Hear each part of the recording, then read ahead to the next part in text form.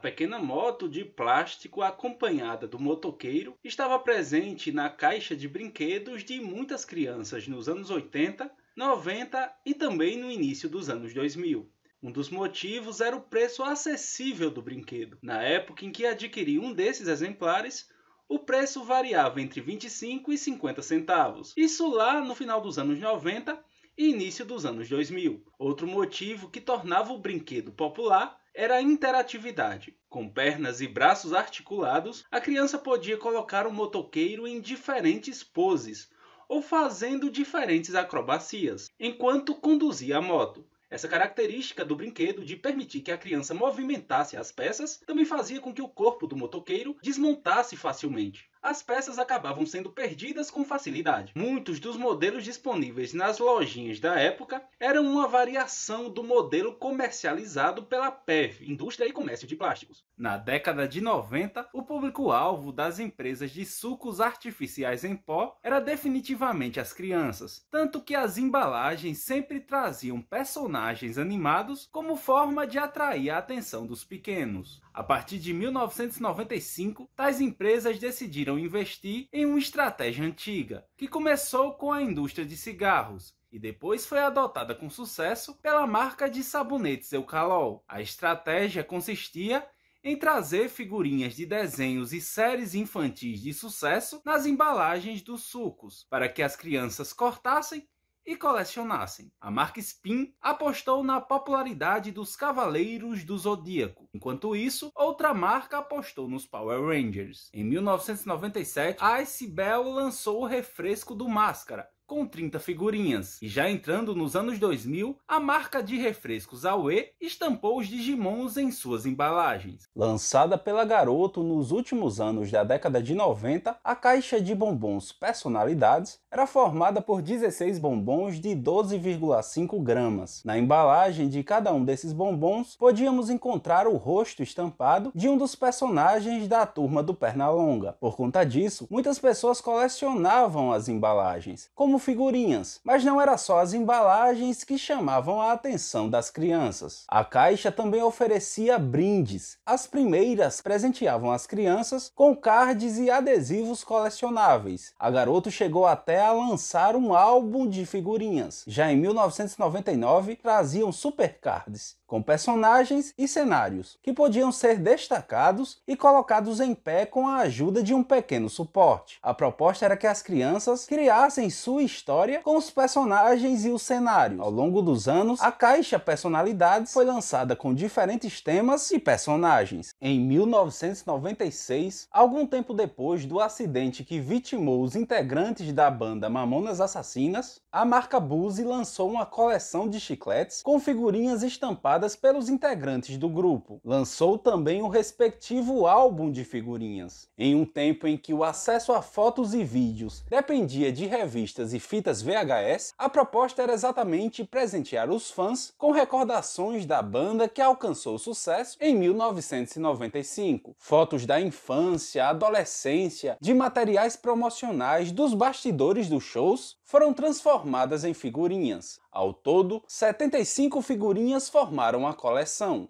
É importante destacar que nessa época as figurinhas ainda não eram autocolantes, eram produzidas com um tipo de papel delicado e o álbum de figurinhas podia ser obtido gratuitamente a partir do Centro de Atendimento ao Consumidor da empresa responsável pela marca Boozy. Em 1993, a Nestlé lançou em parceria com a empresa Maurício de Souza Produções o chocolate da Turma da Mônica. O produto combinava chocolate ao leite e chocolate branco. O personagem da Turma da Mônica era produzido em relevo, com o chocolate branco, e o molde ao redor do personagem, que podia ser destacado facilmente, era feito de chocolate ao leite. Na época, o chocolate era vendido individualmente, ou em uma embalagem especial com 3 unidades. A embalagem especial oferecia ainda, de brinde, um cartão postal com ilustrações da Turma da Mônica. Enquanto isso, também em 1993, a Lacta licenciou os personagens da Disney para lançar o chocolate Nossa Turma. Essa versão trazia Mickey e os demais personagens feitos em relevo com chocolate branco.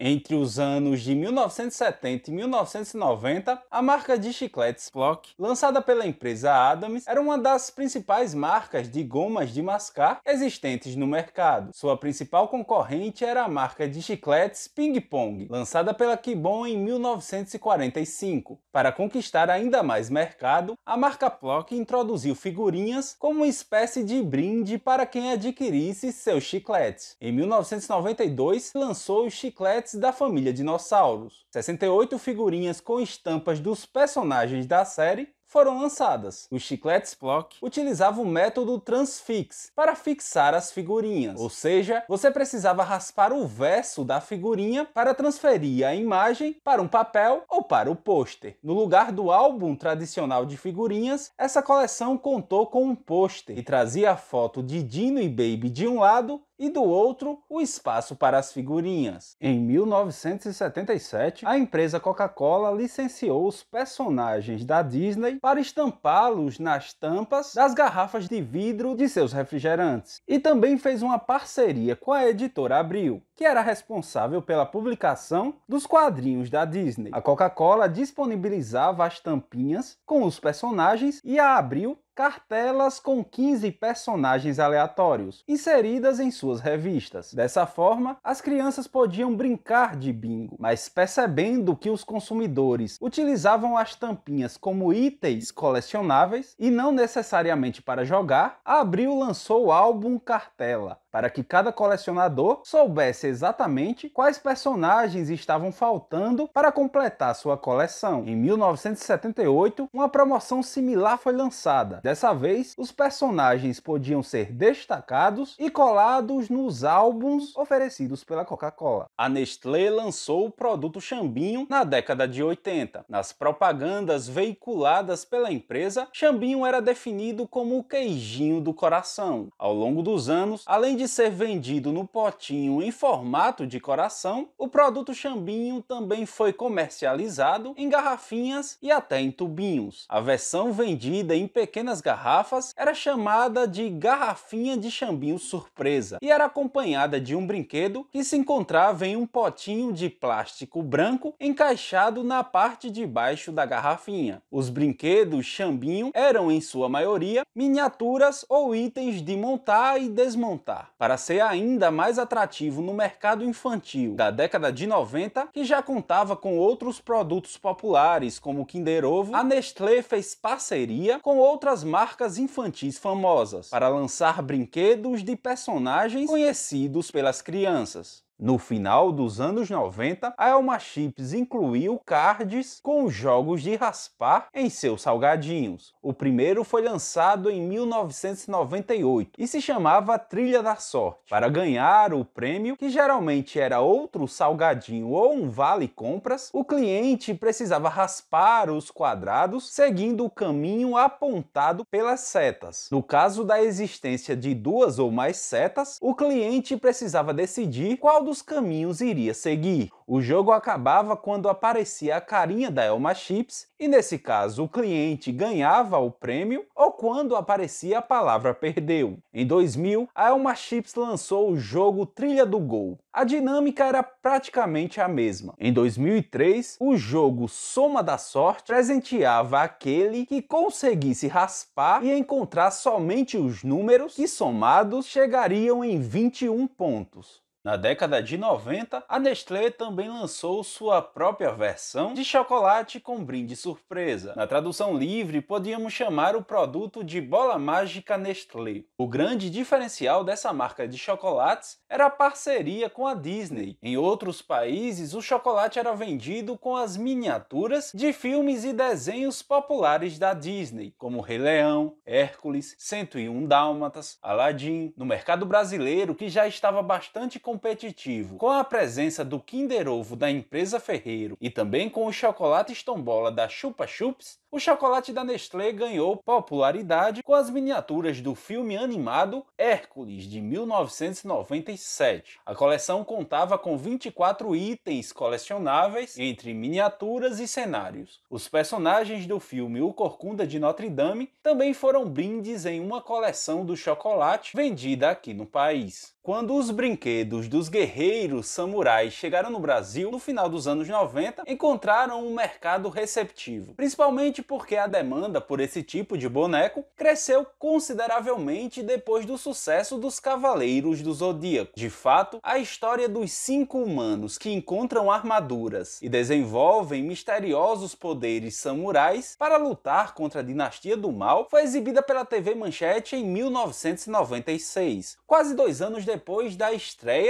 dos Cavaleiros do Zodíaco, pela mesma emissora. Além disso, os bonecos que eram articulados com molas seguiam a mesma linha dos brinquedos dos Cavaleiros do Zodíaco, ou seja, tratava-se de um boneco que podia ser equipado com uma armadura. A propósito, as duas coleções foram comercializadas pela mesma distribuidora, a Sun Toy. Na década de 90, a empresa Chupa Chups, que conquistou o mercado de doces com seus pirulitos, lançou seu próprio ovo de chocolate com um brinde dentro e o batizou de Tombola. A partir daí, a empresa licenciou diversos personagens de desenhos e séries infantis para lançá-los como brindes do chocolate. Muitas destas coleções ficaram famosas nos outros países, mas no mercado brasileiro, a mais conhecida é a dos Power Rangers. No começo dos anos 2000, a Chupa Chups continuou oferecendo brindes, mas agora eles estavam associados aos pirulitos da marca. A embalagem trazia um pirulito e a cápsula, com um brinquedo dentro. Os brinquedos dessa fase eram originais, divertidos, geralmente faziam alguma ação. Alguns eram baseados em brinquedos populares antigos e outros eram montados a partir da própria embalagem do brinquedo. Hoje, o Chupa Chups Surpresa ainda existe com brindes licenciados. Promoções do tipo junte tampinhas e troque ou achou ganhou já foram adotadas por muitas marcas. Algumas até sumiram do mercado brasileiro. Nos anos 70, o refrigerante Crush não só estava presente no Brasil, como também seguiu a tendência do mercado e lançou os brinquedos Tokeball. Eles eram pequenos bonecos de plástico de 5 ou 6 centímetros, acompanhados de uma base, e representavam jogadores de futebol. A coleção fornecia ainda figurinhas para identificar o time dos jogadores em campo e sugeria que uma tampa e uma moeda fossem usadas para fornecer sustentação aos jogadores. Durante a partida,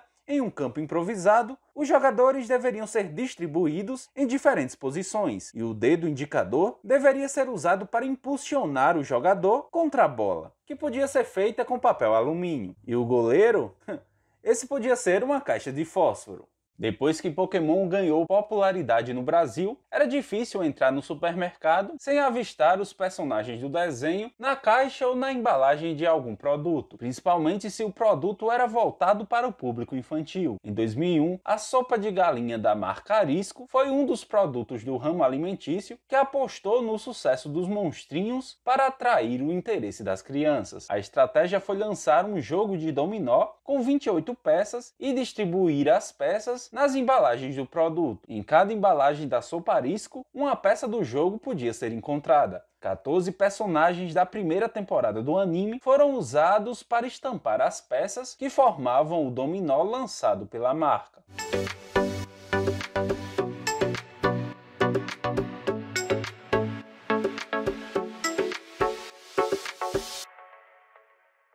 Nos anos 90, você podia abrir a cápsula do chocolate Kinder Ovo e encontrar uma das famosas miniaturas pintadas à mão.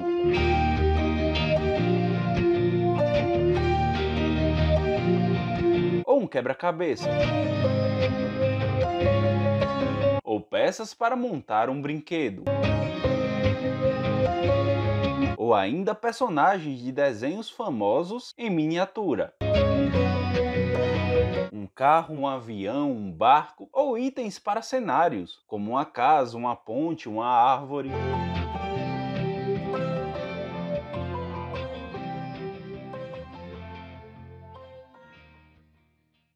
Na primeira fase da promoção Guaraná Caçulinha Pokémon, lançada em 2000, você podia encontrar estes personagens na Pokébola que vinha no topo da garrafa do refrigerante.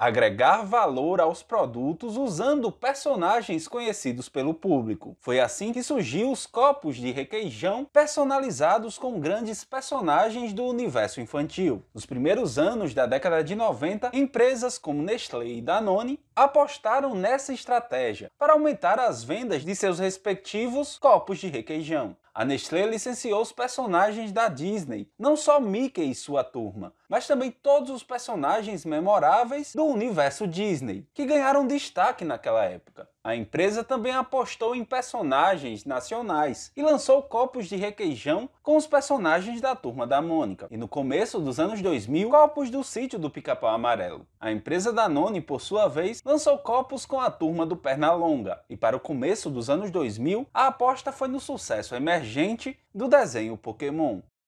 A revista Recreio surgiu no mercado em 1969. Idealizada e distribuída pela editora Abril, a Recreio era uma revista destinada ao público infantil. Seu conteúdo era composto de historinhas e atividades lúdicas, que estimulavam as crianças a pintar, cortar, colar, montar e construir um brinquedo. Se a partir dos anos 2000 a Recreio trazia um pequeno boneco de brinde, naquela época a criança encontrava moldes de papel para construir seu próprio brinquedo.